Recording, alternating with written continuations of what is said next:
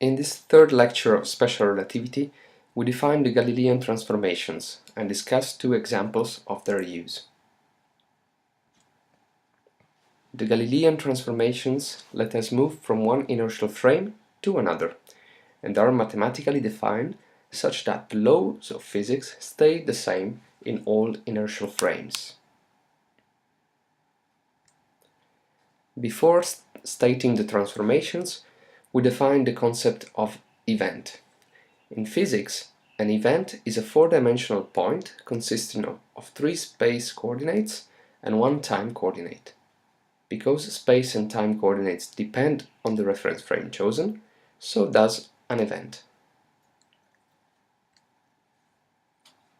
In the previous lecture, using the example of gravitational force, we have seen that the laws of physics are invariant under translations of space and time coordinates, rotations of space, and velocity boosts, also called Galilean boosts.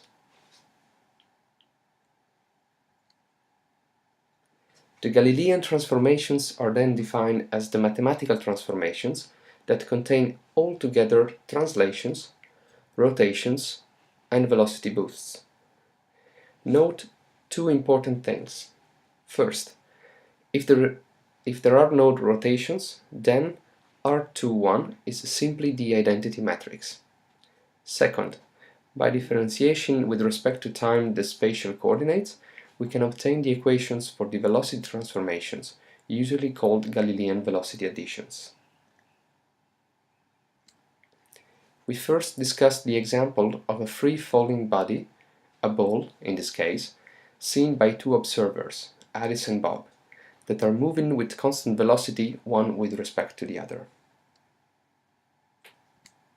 In Alice's frame, the falling ball follows a straight line. We then computed the parameters of the Galilean transformations, that is, the space and time translations and the velocity boost. Note that here, by simplicity, no rotations are considered. We use the Galilean transformations to move to Bob's frame and find that the ball, seen by Bob, is falling following a parabola.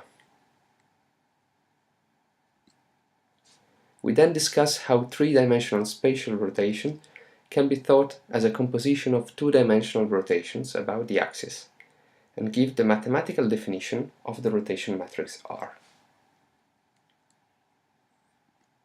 Finally, we considered an example involving rotations, where Alice and Bob, whose frames are one rotated with respect to the other, observe a plane flying in the sky.